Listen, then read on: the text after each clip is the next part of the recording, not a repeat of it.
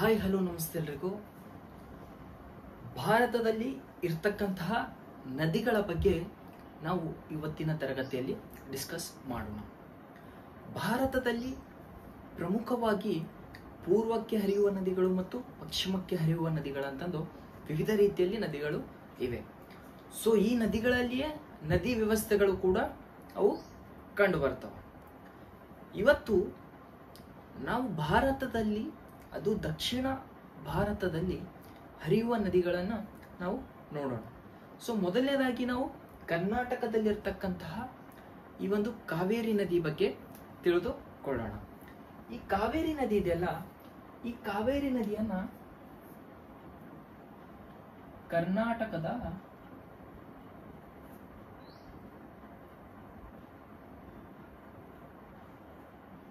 ದಕ್ಷಿಣದ ಗಂಗೆ ಅಂತಂದು ಕರಿತೀವಿ. ಕರ್ನಾಟಕದ ದಕ್ಷಿಣದ ಗಂಗೆ ಅಂತಂದು ಕರಿತೀವಿ. ಸೊ ಈ ಕಾವೇರಿ ನದಿ ಉಗಮ ಎಲ್ಲಿ? ಇದರ ಉಗಮ ನೋಡಿ, ಕೊಡಗು ಜಿಲ್ಲೆಯ ಬ್ರಹ್ಮಗಿರಿ ತಾಲೂಕಿನ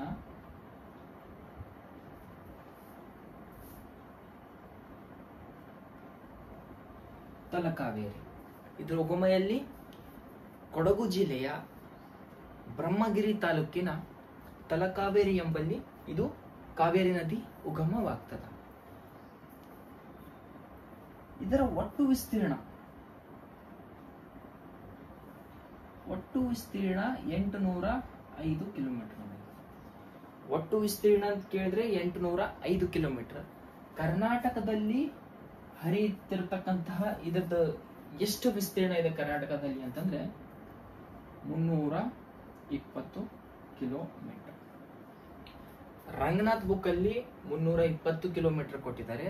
ಬೇರೆ ಬುಕ್ ಅಲ್ಲಿ ಲೈಕ್ ಬಡೇಮಿಯಾ ಸರ್ ಅವ್ರ ಜಿಯೋಗ್ರಫಿ ಬುಕ್ ಇದೆಲ್ಲ, ಅವ್ರ ಬುಕ್ಕಿನಲ್ಲಿ 380 ಕಿಲೋಮೀಟರ್ ಕೊಟ್ಟಿದ್ದಾರೆ ನೋಡಿ.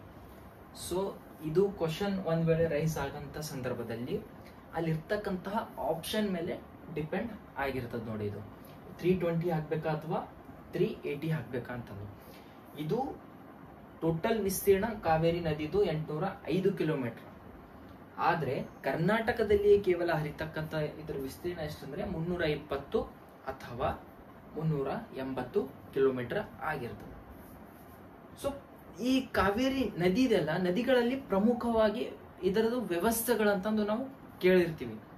ವ್ಯವಸ್ಥೆ ಅಂದ್ರೆ ಏನಂತಂದ್ರೆ, ಈ ಕಾವೇರಿ ನದಿ ಇದೆಯಲ್ಲ, ಇದಕ್ಕೆ ಉಪನದಿಗಳು ಯಾವ ರೀತಿ ಅಡ್ಜಸ್ಟ್ ಆಗ್ತವೆ ಬಂದು ಅಂತಂದು ಅದಕ್ಕೆ ನಾವು ವ್ಯವಸ್ಥೆ ಅಂತ ಕರಿತೀವಿ. ಫಾರ್ ಎಕ್ಸಾಂಪಲ್, ಈ ಕಾವೇರಿ ನದಿ ವ್ಯವಸ್ಥೆ ಯಾವ ಒಂದು ವ್ಯವಸ್ಥೆ ಮೂಲಕ ಇದೆ ಅಂತಂದ್ರೆ, ಇದು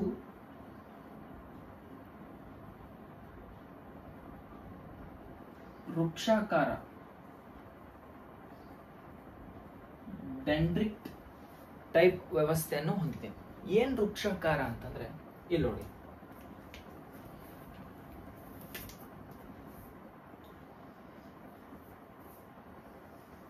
ಈ ರೀತಿ ನದಿ ಹರಿತಾ. ಸೊ ಇದಕ್ಕೆ ಇಲ್ಲೊಂದು ಉಪನದಿ, ಇಲ್ಲೊಂದು ಇಲ್ಲೊಂದು ಇಲ್ಲೊಂದು ಈ ರೀತಿ ಉಪನದಿಗಳು ಬಂದು ಸೇರ್ಕೋತಾವಲ್ಲ. ಸೊ ಈ ಒಂದು ವ್ಯವಸ್ಥೆಗೆ ಇದು ಮೇನ್ ರಿವರ್, ಮುಖ್ಯ ನದಿಗೆ ಈ ರೀತಿ ಉಪನದಿಗಳು ಬಂದು ಜೋಡಣೆ ಆಗ್ತಾವಲ್ಲ. ಸೊ ಇದಕ್ಕ ನಮ್ಮ ಕಾವೇರಿ ನದಿ ಈ ಒಂದು ವೃಕ್ಷಾಕಾರ ಮಾದರಿಯ ವ್ಯವಸ್ಥೆಯನ್ನ ಒಳಗೊಂಡಿದೆ ನೋಡಿ. ಯಾವ ವ್ಯವಸ್ಥೆ?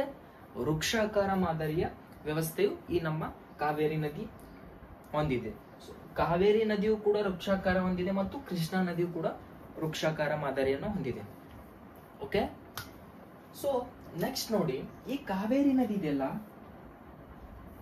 ಇದು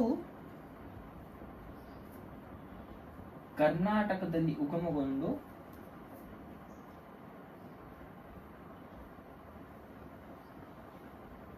ಈ ತಮಿಳುನಾಡಿನ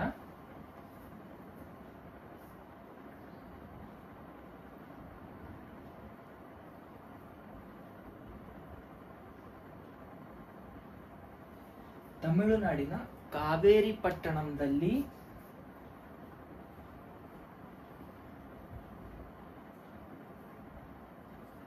ಬೇ ಆಫ್ ಬಂಗಾಳ ಬಂಗಾಳ ಕೊಳ್ಳಿಯನ್ನ ಇದು ಸೇರ್ತದ. ಎಲ್ಲಿ ಇದು ಉಗಮವಾಗುವುದು ಕೊಡಗು ಜಿಲ್ಲೆ ಬ್ರಹ್ಮಗಿರಿ ತಾಲೂಕಿನ ತಲಕಾವೇರಿ. ಪಶ್ಚಿಮ ಘಟ್ಟದಲ್ಲಿ ಉಗಮವಾಗಿ ಪಶ್ಚಿಮದಲ್ಲಿ ಉಗಮವಾಗಿ ಪೂರ್ವಕ್ಕೆ ಹೋಗಿ ಪೂರ್ವದ ತಮಿಳುನಾಡಿನ ಕಾವೇರಿ ಪಟ್ಟಣದಲ್ಲಿ ಬಂಗಾಳ ಕೊಲ್ಲಿಯನ್ನ ಇದು ಸೇರ್ತದ ನೋಡಿ. ಯಾವುದು? ನಮ್ಮ ಕಾವೇರಿ ನದಿ. ಕ್ಲಿಯರ್ ಆಯ್ತಾ? ಇದು ಉಗಮವಾಗುವುದು ಪಶ್ಚಿಮದ ಕೊಡಗು ಜಿಲ್ಲೆಯ ಬ್ರಹ್ಮಗಿರಿ ತಾಲೂಕಿನ ತಲಕಾವೇರಿ ಎಂಬಲ್ಲಿ. ಇದು ಹೋಗಿ ಅಂತಿಮವಾಗಿ ಎಲ್ಲಿ ಸೇರ್ತದೆ, ಯಾವ ದಡಕ್ಕೆ ಸೇರ್ತದೆ ಅಂತಂದ್ರೆ ತಮಿಳುನಾಡಿನ ಕಾವೇರಿ ಪಟ್ಟಣದಿಂದ ಬಂಗಾಳ ಕೊಲ್ಲಿಗೆ ಹೋಗಿ ಇದ್ರ ನೀರೋಗಿ ಬಿದ್ದು ಬಿಡ್ತದ. ರೈಟಾ? ಸೊ ಇದು ನಾವು ಕೇಳಿರ್ಬೋದು, ಬಹಳಷ್ಟು ಇಶ್ಯೂಸ್ ರೈಸ್ ಆಗಿರ್ತವೆ ಈ ನದಿಗೆ ಸಂಬಂಧಪಟ್ಟಂತೆ. ಕರ್ನಾಟಕ ಮತ್ತು ತಮಿಳುನಾಡಿನ ಗಡಿ ವಿವಾದ, ಲೈಕ್ ರಿವರ್ದ ಒಂದು ಡಿಸ್ಪ್ಯೂಟ್ ಕಂಟಿನ್ಯೂಸ್ ಆಗಿ ನಾವು ಕೇಳ್ಕೊತಾ ಬಂದಿರ್ತೀವಿ. ಸೊ ಕಾವೇರಿ ನದಿ ಯಾವ ಯಾವ ರಾಜ್ಯಗಳ ನಡುವೆ ಜಗಳವನ್ನು ಹೊಂದಿದೆ, ಯಾವ ಒಂದು ಡಿಸ್ಪ್ಯೂಟ್ ಯಾವ ರಾಜ್ಯಕ್ಕೆ ಸಂಬಂಧಪಟ್ಟಿದೆ ಅಂತಂದ್ರೆ ಅದು ಕರ್ನಾಟಕ ಮತ್ತು ತಮಿಳುನಾಡು ರಾಜ್ಯಕ್ಕೆ ಸಂಬಂಧಪಟ್ಟಿರ್ತದೆ ನೋಡಿ. ಸೊ ಇದು ಹರಿಬೇಕಾದಂತ ಸಂದರ್ಭದಲ್ಲಿ ಕೆಲವೊಂದಿಷ್ಟು ಜಲಪಾತಗಳನ್ನ ನಿರ್ಮಾಣ ಮಾಡ್ತದ. ಫಾರ್ ಎಕ್ಸಾಂಪಲ್, ಈಗ ಇದು ಕಾವೇರಿ ನದಿ ಇದೆ. ಈ ಕಾವೇರಿ ನದಿ ಹರಿತಿರುವಂತ ಸಂದರ್ಭದಲ್ಲಿ ಜಲಪಾತಕ್ಕಿಂತ ಮೊದಲು ಇದು ಹೇಳ್ತೀನಿ ಕೇಳಿ. ಇದು ಹರಿತಿರುವಂತ ಸಂದರ್ಭದಲ್ಲಿ ಏನ್ ಮಾಡ್ತದ, 3 ಅಂತರ್ನದಿ ದ್ವೀಪಗಳನ್ನ ಇದು ನಿರ್ಮಾಣ ಮಾಡ್ತದ. ಎಷ್ಟು? 3 ಅಂತರ್ನದಿ ದ್ವೀಪಗಳು. 3 ಅಂತರ್ನದಿ ದ್ವೀಪಗಳು ಯಾವ್ಯಾವು ಅಂತಂದ್ರೆ ಇಲ್ಲಿ ನೋಡಿ. ಒಂದನೇದು ಶ್ರೀರಂಗಪಟ್ಟಣ, ಎರಡನೇದು ಶಿವನ ಸಮುದ್ರ. ಇವೆರಡು ಕರ್ನಾಟಕದಲ್ಲಿವೆ. ಶ್ರೀರಂಗಂ ಇದು ತಮಿಳುನಾಡಿನಲ್ಲಿ ಕಂಡು ಬರ್ತದ. ಏನು? ಅಂತರ್ನದಿ ದ್ವೀಪಗಳನ್ನ ಫಾರ್ಮೇಶನ್ ಮಾಡ್ತದ ಕಾವೇರಿ ನದಿ. ಇದು ಶ್ರೀರಂಗಪಟ್ಟಣ ಶಿವನ ಸಮುದ್ರ ಕರ್ನಾಟಕದಲ್ಲಿದ್ರೆ ಶ್ರೀರಂಗಂ ತಮಿಳುನಾಡಿನಲ್ಲಿ ಇರ್ತದ. ಇವುಗಳಿಗೆ ನಾವು ಏನಂತ ಕರಿತೀವಿ ಅಂತಂದ್ರೆ ಆದಿರಂಗ, ಮಧ್ಯರಂಗ, ಅಂತರಂಗ. ಓಕೆ, ಇದು PS ಅಲ್ಲಿ ಕೇಳಿರ್ತಕ್ಕಂತಹ ಕ್ವಶನ್ ನೋಡಿ. ಶ್ರೀರಂಗಪಟ್ಟಣ ಶಿವನ ಸಮುದ್ರ ಶ್ರೀರಂಗಂ ಈ 3ಕ್ಕೆ ಅಂತರ್ನದಿ ದ್ವೀಪಗಳಿಗೆ ನಾವು ಆದಿರಂಗ, ಮಧ್ಯರಂಗ ಮತ್ತೆ ಅಂತರಂಗ ಅಂತಂದು ಕರಿತೀವಿ. ಸೊ ಈ ಕಾವೇರಿ ನದಿ ಇದೆಯಲ್ಲ, ಈ ಕಾವೇರಿ ನದಿಗೆ ಏಷ್ಯಾದಲ್ಲಿಯೇ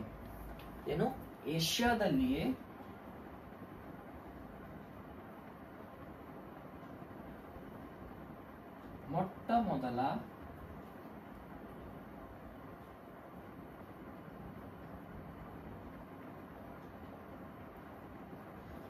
ಮೊದಲ ಜಲವಿದ್ಯುತ್ ಯೋಜನೆಯನ್ನ ಜಾರಿಗೆ ತರ್ತಾರ. ಯಾವುದದು?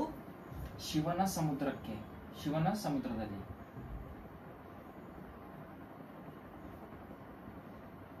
1902 ಏನ್ ಮಾಡ್ತಾರ, ಏಷ್ಯಾದಲ್ಲಿಯೇ ಮೊಟ್ಟ ಮೊದಲ ಜಲವಿದ್ಯುತ್ ಯೋಜನೆಯನ್ನ ಜಾರಿಗೆ ತರ್ತಾರ. ಈ ಶಿವನ ಸಮುದ್ರ ಜಲವಿದ್ಯುತ್ ಯೋಜನೆಯನ್ನ ಕಾವೇರಿ ನದಿಗೆ ಸಂಬಂಧಪಟ್ಟಿದ್ ನೋಡಿ. ಓಕೆ, ಇದು ಏಷ್ಯಾದಲ್ಲಿಯೇ ಮೊಟ್ಟ ಮೊದಲ ಜಲವಿದ್ಯುತ್ ಯೋಜನೆ ಯಾಗಿರ್ತದೆ. ಇಸ್ವಿ ಕೇಳಿದ್ರೆ 1902. ಸೊ ಇದು ಕಾವೇರಿ ನದಿ ಹರಿಯುವಂತ ಸಂದರ್ಭದಲ್ಲಿ ಹಲವಾರು ಜಲಪಾತಗಳನ್ನ ನಿರ್ಮಾಣ ಮಾಡುತ್ತದೆ. ಫಾರ್ ಎಕ್ಸಾಂಪಲ್, ಇದು ಕೊಡಗು ಜಿಲ್ಲೆಯಲ್ಲಿ ಹರಿತಾ ಇದೆ, ಅಲ್ಲಿಂದ ಉಗಮಗೊಂಡಿರ್ತದೆ. ಸೊ ಅಲ್ಲಿ ಇದು ಕೊಡಗು ಜಿಲ್ಲೆಯಲ್ಲಿ ಅಬ್ಬೆ ಜಲಪಾತವನ್ನ ನಿರ್ಮಾಣ ಮಾಡಿದೆ. ಕೊಡಗು ಜಿಲ್ಲೆಯಲ್ಲಿ ಅಬ್ಬೆ ಜಲಪಾತ, ಮೈಸೂರಿನಲ್ಲಿ ಚುಂಚನಕಟ್ಟೆ ಜಲಪಾತ, ಚಾಮರಾಜನಗರದಲ್ಲಿ ಗಗನಚುಕ್ಕಿ,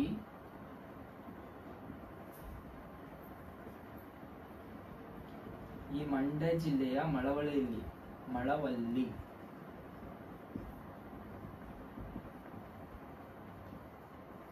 ಈ ಭರಚುಕ್ಕಿ ಜಲಪಾತವನ್ನ ನಿರ್ಮಾಣ ಮಾಡಿದೆ.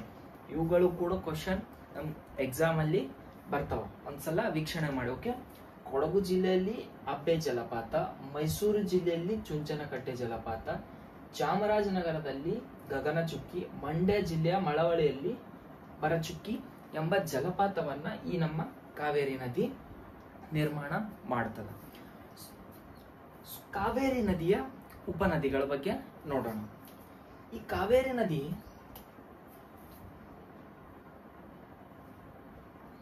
ಇಲ್ಲಿ ಕೊಡಗು ಜಿಲ್ಲೆಯಲ್ಲಿ ಇದರ ಉಗಮವಾಗ್ತದೆ. ಇಲ್ಲಿಂದ ಹರಿದು ಮೈಸೂರು, ಚಾಮರಾಜ, ಮಂಡ್ಯ ಹೀಗೆ ಹರಿದ್ಕೊಂಡು ಏನ್ ಮಾಡ್ತದ, ತಮಿಳುನಾಡಿನ ಮೂಲಕ ಇದು ಹೋಗ್ತದೆ. ಓಕೆ,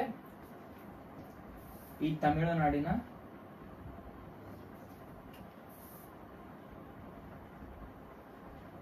ಕಾವೇರಿ, ತಮಿಳುನಾಡಿನ ಕಾವೇರಿ ಪಟ್ಟಣದಲ್ಲಿ ಸೇರ್ಕೊಳ್ತದೆ.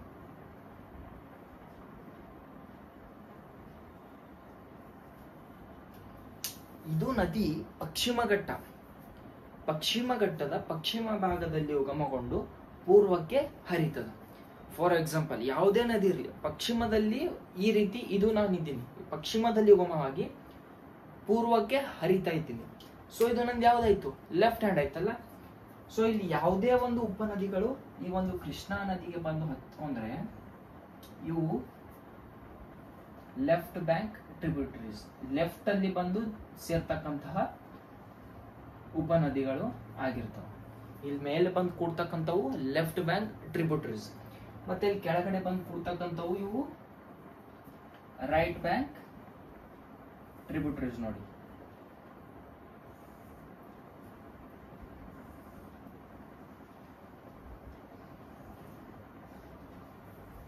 ಓಕೆ. ಇಲ್ಲಿ ನೋಡಿ,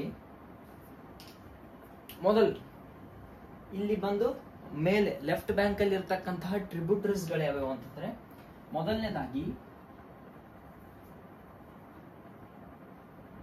ಹೇಮಾವತಿ,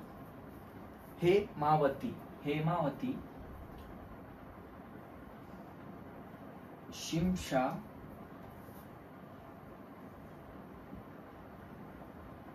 ಅರ್ಕಾವತಿ,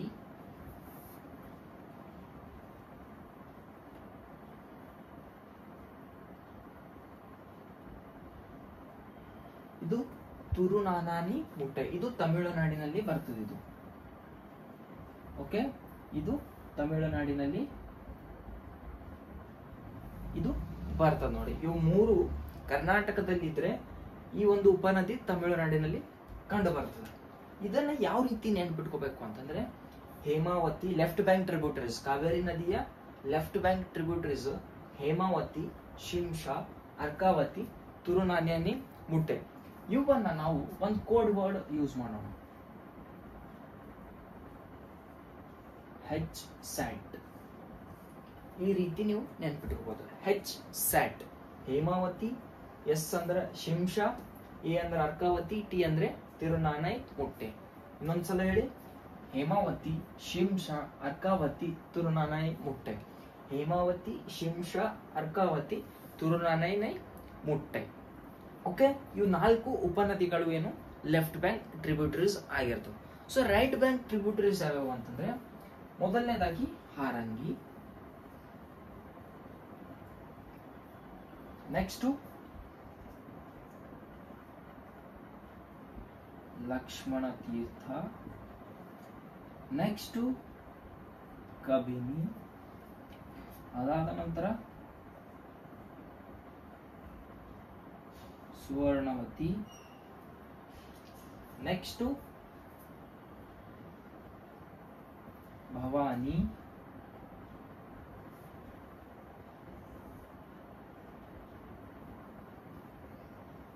ನೋಯಲ್,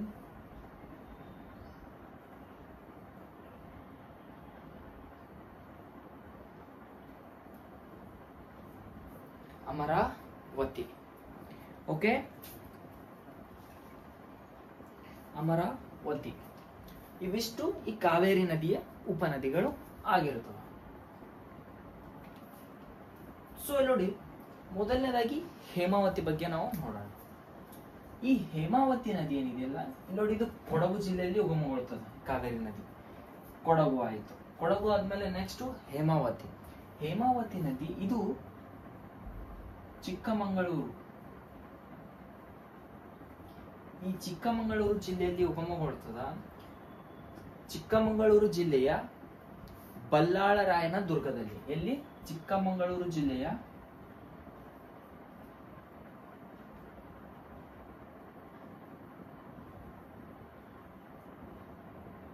ಬಲ್ಲಾಳ ರಾಯನ ದುರ್ಗದಲ್ಲಿ ನೋಡಿ. ಓಕೆ, ಬಲ್ಲಾಳ ರಾಯನ ದುರ್ಗದಲ್ಲಿ ಇದು ಹೇಮಾವತಿ ನದಿ ಉಗಮಗೊಳ್ಳುತ್ತದೆ. ಈ ಹೇಮಾವತಿ ನದಿಗೆ ಒಂದು ಉಪನದಿ ಇದೆ. ಇದಕ್ಕೆ ಒಂದು ಉಪನದಿ ಇದೆ. ಅದು ಯಾವುದು? ಹೇಮಾವತಿ ನದಿ ಉಪನದಿ ಕ್ವಶನ್ ಅಲ್ಲಿ ಕೇಳಿದರೆ ಯಾವುದದು? ಯುಗಚಿ. ಹೇಮಾವತಿ ನದಿಯ ಉಪನದಿ ಯುಗಚಿ. ಹೇಮಾವತಿ ನದಿ ಎಲ್ಲಿ ಉಗಮಗೊಳ್ತದೆ ಅಂತಂದ್ರೆ ಚಿಕ್ಕಮಗಳೂರು ಜಿಲ್ಲೆಯ ಬಲ್ಲಾಳರಾಯನ ದುರ್ಗದಲ್ಲಿ ಉಗಮಗೊಳ್ಳುತ್ತೆ. ಸೊ ಇದರ ಒಂದು ಉಪನದಿ ಯಾವುದಂತಂದ್ರೆ ಯುಗಚಿ ಆಗಿರ್ತದೆ. ಅದೇ ರೀತಿ ಈ ಹೇಮಾವತಿ ನದಿಗೆ ಸಂಬಂಧಪಟ್ಟಂತ ಇನ್ನೊಂದು ಮುಖ್ಯ ಪಾಯಿಂಟ್ ಇದೆ. ಯಾವುದಂತಂದ್ರೆ ಈ ಹೇಮಾವತಿ ನದಿ ಇದೆಯಲ್ಲ, ಇದು ಹಾಸನ ಜಿಲ್ಲೆಯಲ್ಲಿ ಏನ್ ಮಾಡ್ತದ? ಗೇರೂರು ಅಣೆಕಟ್ಟನ್ನ ನಿರ್ಮಾಣ ಮಾಡ್ತದೆ. ಹೇಮಾವತಿ ನದಿ ಹಾಸನ ಜಿಲ್ಲೆಯಲ್ಲಿ ಗೇರೂರು ಅಣೆಕಟ್ಟನ್ನ ನಿರ್ಮಾಣ ಮಾಡ್ತದೆ. ಇದಿಷ್ಟು ಈ ಹೇಮಾವತಿ ನದಿಗೆ ಸಂಬಂಧಪಟ್ಟಂತದ್ದು ಆಯ್ತು, left bank tributary. Next Shimsha ನದಿ. ಶಿಂಷಾ ಇದೆಯಲ್ಲ, ಇದು ಒಂದೇ ಪಾಯಿಂಟ್ ಇದೆ ಇದರದ್ದು ಕೇಳಿ. ಶಿಂಷಾ ನದಿ ಏನಿದೆಯಲ್ಲ, ಈ ತುಮಕೂರು ಜಿಲ್ಲೆಯಲ್ಲಿ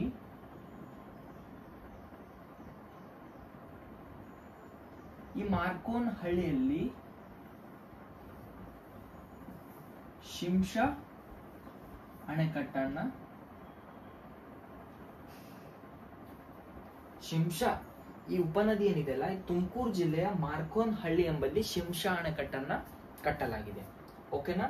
ಈ ತುಮಕೂರು ಜಿಲ್ಲೆಯಲ್ಲಿ ಮಾರ್ಕೋನ್ ಹಳ್ಳಿ ಎಂಬಲ್ಲ ಶಿಂಷಾ ಅಣೆಕಟ್ಟನ್ನ ನಾವು ಕಟ್ಟಲಾಗಿದೆ.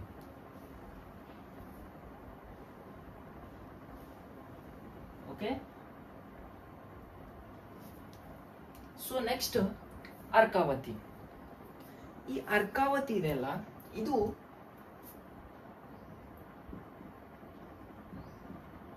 ಈ ಚಿಕ್ಕಬಳ್ಳಾಪುರದಲ್ಲಿ ರಾಮನಗರದ ಹತ್ತಿರ ಏನ್ ಮಾಡ್ತದ? ಅರ್ಕಾವತಿ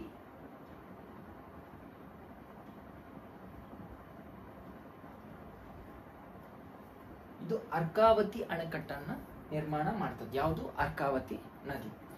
ಇದಿಷ್ಟು ಪಾಯಿಂಟ್ ಕ್ಲಿಯರ್ ಆಯ್ತಾ? ಇದು ತಮಿಳುನಾಡಿನಲ್ಲಿ ಬರ್ತದ.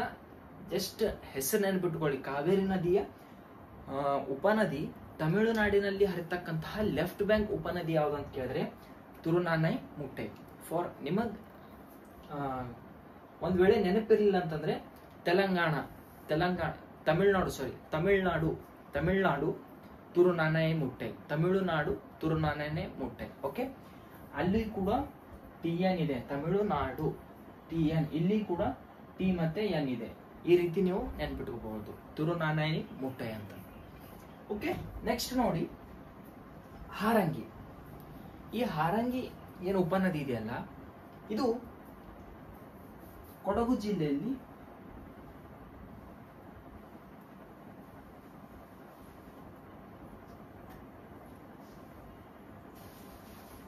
ಈ ಪುಷ್ಪಗಿರಿ ಎಂಬಲ್ಲಿ ಉಗಮವಾಗ್ತದ.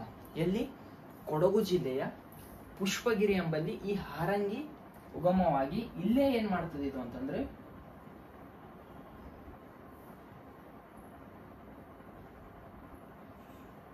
ಈ ಹಾರಂಗಿ ಅಣೆಕಟ್ಟನ್ನ ಕಟ್ತದ.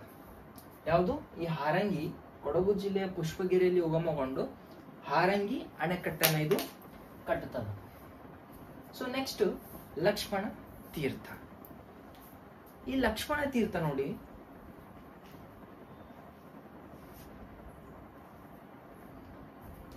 ಈ ಲಕ್ಷ್ಮಣ ತೀರ್ಥ ಇದು ಕೂಡ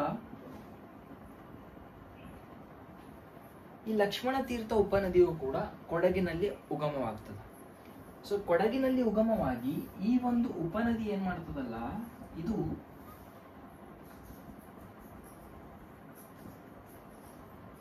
ಇರ್ಪು ಎಂಬ ಜಲಪಾತವನ್ನ ನಿರ್ಮಿಸ್ತದೆ. ಯಾವುದು? ಈ ಲಕ್ಷ್ಮಣ ತೀರ್ಥ, ಕಾವೇರಿ ನದಿಯ ಉಪನದಿ ಆಗಿರ್ತಕ್ಕಂತಹ ಲಕ್ಷ್ಮಣ ತೀರ್ಥ ಉಪನದಿ ಏನ್ ಮಾಡ್ತದೆ, ಇದು ಇರ್ಪು ಎಂಬ ಜಲಪಾತವನ್ನು ನಿರ್ಮಾಣ ಮಾಡ್ತದೆ. ಎಲ್ಲಿ ಅಂತಂದ್ರೆ ಕೊಡಗು ಜಿಲ್ಲೆಯಲ್ಲಿ. ಕ್ಲಿಯರಾ? ಕಾವೇರಿ ನದಿಯು ಕೊಡಗು ಜಿಲ್ಲೆಯಲ್ಲಿ ಹುಡ್ತದೆ. ಅದರ ಉಪನದಿ ಆಗಿರ್ತಕ್ಕಂಥ ಹಾರಂಗಿ ಮತ್ತು Lakshmana Tirtha right bank tributary ಕೂಡ ಕೊಡಗು ಜಿಲ್ಲೆಯಲ್ಲಿ ಇವೆ. ಪಾಯಿಂಟ್ ಕ್ಲಿಯರಾ? ನೆಕ್ಸ್ಟ್ ಕಬಿನಿ. ಈ ಕಬಿನಿ ಇದು ಒಂದೇ ಮಾತ್ರ ಸ್ವಲ್ಪ ಪಾರ್ಟು ಕೇರಳದಲ್ಲಿ ಕಂಡು ಬರ್ತದೆ. ಇದು ಕೇರಳದ ವೈನಾಡು ಎಂಬಲ್ಲಿ ಉಗಮಗೊಳ್ಳುತ್ತದೆ. ಕೇರಳದಲ್ಲಿ ಉಗಮಗೊಂಡು ಮೇಲ್ ಬಂದು ನಮ್ಮ ಕಾವೇರಿ ನದಿಗೆ ಇದು ಸೇರ್ಪಡೆ ಆಗ್ತದೆ ನೋಡಿ. ಓಕೆ, ಕೇರಳದ ವೈನಾಡು ಎಂಬಲ್ಲಿ ಉಗಮಗೊಂಡು ಇದು ಉಗಮಗೊಳ್ಳುತ್ತದೆ. ಓಕೆ, ಸೊ ಇದು ಇಲ್ಲಿ ಮುಖ್ಯವಾಗಿ ಇರ್ತಕ್ಕಂಥ ಪಾಯಿಂಟ್ಸ್ ಗಳು ಏನಂತಂದ್ರೆ, ಈ ಕಬಿನಿ ನದಿ ಈ ರೀತಿ ಹರ್ಕೊಂಡು ಬರ್ತದ. ಎಲ್ಲಿಂದ? ನಮ್ಮ ಕರ್ನಾಟಕದಿಂದ ಹರಿದುಕೊಂಡು ಬರ್ತದ. ಇದು ಬರುವಂತ ಸಂದರ್ಭದಲ್ಲಿ ಏನ್ ಮಾಡ್ತದ, ಈ ಕಬಿನಿ ನದಿ ನಗು ಎಂಬ ವನ್ಯಜೀವಿ ಧಾಮದ ಮೂಲಕ ಇದು ಏನ್ ಮಾಡ್ತದೆ, ಕೇರಳ ಕಡೆ ಬರ್ತದೆ ನೋಡಿ. ಎಲ್ಲಿ? ನಗು ವನ್ಯಜೀವಿ ಧಾಮ. ಇದು ಎಲ್ಲಿದೆ ಅಂತಂದ್ರೆ ಮೈಸೂರಿನಲ್ಲಿ ಕಂಡು ಬರ್ತದೆ. ನಗು ಎಂಬ ವನ್ಯಜೀವಿ ಧಾಮದ ಮೂಲಕ ಇದು ಕೇರಳ ಕಡೆ ಬರ್ತದೆ. ಅದೇ ರೀತಿ ಇದರ ಉಪನದಿಗಳು ಎರಡು ಉಪನದಿಗಳು ಇವೆ ಕಬಿನಿಗೆ. ಒಂದು ನಗು ಮತ್ತೆ ಗುಂಡ್ಲು ಎಂಬ ಎರಡು ಉಪನದಿಗಳು ಕಂಡು ಬರ್ತವೆ. ಯಾವುದಕ್ಕೆ? ಕಬಿನಿಗೆ. ಇನ್ನೊಂದು ಮೇನ್ ಇಂಪಾರ್ಟೆಂಟ್ ಕ್ವಶನ್ ಏನಂತಂದ್ರೆ, ಈ ಹಿಂದೆ ಬಂದಿರತಕ್ಕಂತಹ ಪ್ರತಿಯೊಂದು ಎಕ್ಸಾಮ್ ಅಲ್ಲಿ ಕ್ವಶನ್ ಕೇಳಿದ್ದಾರೆ. ಅದು ಯಾವುದು ಅಂತಂದ್ರೆ, ಈ ಕಬಿನಿ ಕಾವೇರಿ ನದಿಯ ಉಪನದಿ ಆಗಿರ್ತಕ್ಕಂಥ ಕಬಿನಿಯು ಇದಕ್ಕ ಒಂದು ಯಾತ್ರಾ ಸ್ಥಳ, ಈ ನದಿ ಒಂದು ಯಾತ್ರಾ ಸ್ಥಳದ ಮೂಲಕ ಹರಿದು ಹೋಗ್ತದ. ಆ ಯಾತ್ರಾ ಸ್ಥಳ ಯಾವುದು ಅಂತಂದ್ರೆ, ಆ ಯಾತ್ರಾ ಸ್ಥಳ ನಂಜನಗೂಡು ನೋಡಿ. ಓಕೆ, ಎಲ್ಲ ಎನ್ನೇ ಇದೆ. ಕಬಿನಿ, ನಗು ವನ್ಯಜೀವಿ ಧಾಮ, ನಗು ಮತ್ತೆ ಗುಂಡ್ಲು ಉಪನದಿಗಳು, ನಂಜನಗೂಡು ಯಾತ್ರಾ ಸ್ಥಳ ಉಪನದಿ. ಕ್ಲಿಯರ್ ಆಯ್ತಾ ಕಬಿನಿದು? ನೆಕ್ಸ್ಟ್ ಸುವರ್ಣವತಿ. ಈ ಸುವರ್ಣವತಿ ನೋಡಿ, ಇದರದೇನು ಜಾಸ್ತಿ ನೆನ್ಪಿಟ್ಕೊಳ್ಳೋದಲ್ಲ, ಇದ್ರದ್ದು ಒಂದೇ ಪಾಯಿಂಟ್ ನೆನ್ಪಿಟ್ಕೊಳ್ಳಿ. ಏನಂತಂದ್ರೆ, ಈ ಸುವರ್ಣವತಿ ನದಿ ಇದೆಯಲ್ಲ, ಇದರ ಉಪನದಿ ಯಾವುದು ಅಂತಂದ್ರೆ ಚಿಕ್ಕ ಹೊಳೆ. ಸುವರ್ಣವತಿ ನದಿಯ ಉಪನದಿ ಯಾವುದು ಅಂತಂದ್ರೆ ಚಿಕ್ಕ ಹೊಳೆ ಅಂತಂದು ಅಷ್ಟೇ ನೀವು ನೆನ್ಪಿಟ್ಕೊಳ್ಳಿ. ನೆಕ್ಸ್ಟ್ ಭವಾನಿ ನದಿ. ಇದು ಭವಾನಿ ನದಿ, ಇವೇನ್ ನೀವು ಮೂರು ಇದೆಯಲ್ಲ,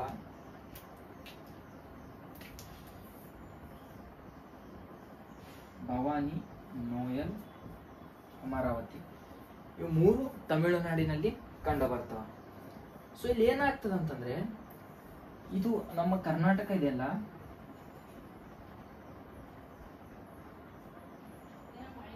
ಇಲ್ಲಿ ಚಾಮರಾಜನಗರ ಜಿಲ್ಲೆ ಇದೆ. ಇಲ್ಲಿ ಏನಾಗ್ತದ ಅಂತಂದ್ರೆ, ಈ ಕಾವೇರಿ ನದಿ ಈ ರೀತಿ ಹರಿದುಕೊಂಡು ಈ ಚಾಮರಾಜನಗರದ ಬಂಡೀಪುರದ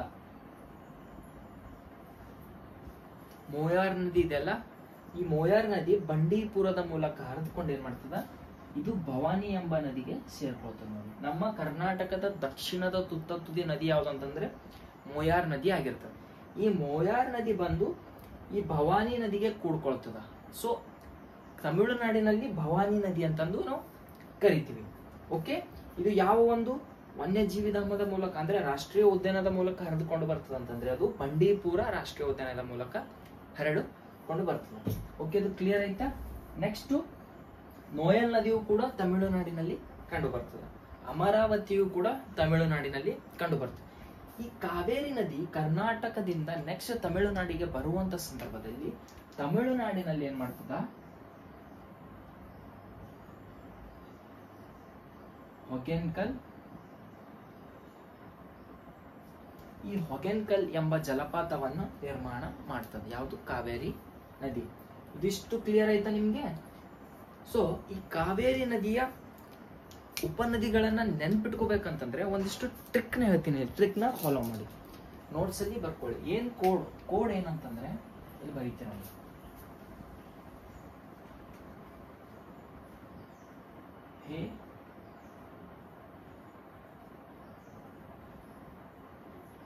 ಹೇ ಸುಶೀಲಾ ಅಕ್ಕ. ಹೇ ಅಂದ್ರೆ ಹೇಮಾವತಿ, ಹೇ ಅಂದ್ರೆ ಹಾರಂಗಿ, ಸು ಅಂದ್ರೆ ಸುವರ್ಣವತಿ, ಶಿ ಅಂದ್ರೆ ಶಿಂಷ, ಲ ಅಂದ್ರೆ ಲಕ್ಷ್ಮಣ ತೀರ್ಥ, ಅ ಅಂದ್ರೆ ಅರ್ಕಾವತಿ, ಕ ಅಂದ್ರೆ ಕಬಿನಿ. ಅಂದ್ರೆ ಈ ಕರ್ನಾಟಕದಲ್ಲಿ ಇರ್ತಕ್ಕಂತಹ ಉಪನದಿಗಳು ಈ ಒಂದು ಕೋಡ್, ಬಟ್ ಇವುಗಳನ್ನ ನೀವು ನೆನ್ಪಿಟ್ಕೋಬೇಕು ಆಗತ್ತೆ. ಓಕೆನಾ? ಇದಿಷ್ಟು ಕಾವೇರಿ ನದಿಯ ಬಗ್ಗೆ ನಿಮ್ಗೆ ಮ್ಯಾಪ್ ಮೂಲಕ ಯಾವ ರೀತಿ ನೆನ್ಪಿಟ್ಕೋಬೇಕು, ರೈಟ್ ಬ್ಯಾಂಕ್ ಟ್ರಿಬ್ಯೂಟರೀಸ್ ಯಾವುದು, ಲೆಫ್ಟ್ ಬ್ಯಾಂಕ್ ಟ್ರಿಬ್ಯೂಟರೀಸ್ ಯಾವುದು, ಉಪನದಿ ಯಾವುದು, ಅದು ಎಲ್ಲಿಂದ ಎಲ್ಲಿಗೆ ಹರಿಯುತ್ತೆ, ಪ್ರತಿಯೊಂದು ಆನ್ಸರ್, ಪ್ರತಿಯೊಂದು ಕ್ವಶನ್ ನಿಮ್ಗೆ ಯಾವುದೇ ರೀತಿ ಡೌಟ್ ಬರ್ದಿರೋ ಹಾಗೆ ನಾನು ವಿವರಣೆಯನ್ನ ನಿಮ್ಗೆ ನೀಡಿರ್ತೀನಿ. ಒಂದು ವೇಳೆ ನನ್ನ ವಿಡಿಯೋ ನಿಮಗೆ ಇಷ್ಟ ಆಗಿದ್ರೆ ನಿಮ್ಮ ಕಾಂಪಿಟೇಟಿವ್ ಫೀಲ್ಡ್ ಅಲ್ಲಿ ನಿಮ್ಮ ಫ್ರೆಂಡ್ಸ್ ಯಾರೇ ಇರಲಿ, ಫ್ರೆಂಡ್ಸು, ಫ್ಯಾಮಿಲಿ, ರಿಲೇಟಿವ್ಸ್ ಯಾರೇ ಇರಲಿ, ಅವ್ರಿಗೆ ನನ್ನ ವಿಡಿಯೋನ ಶೇರ್ ಮಾಡಿ, ಸಬ್ಸ್ಕ್ರೈಬ್ ಮಾಡಿ, ಲೈಕ್ ಬಟನ್ನ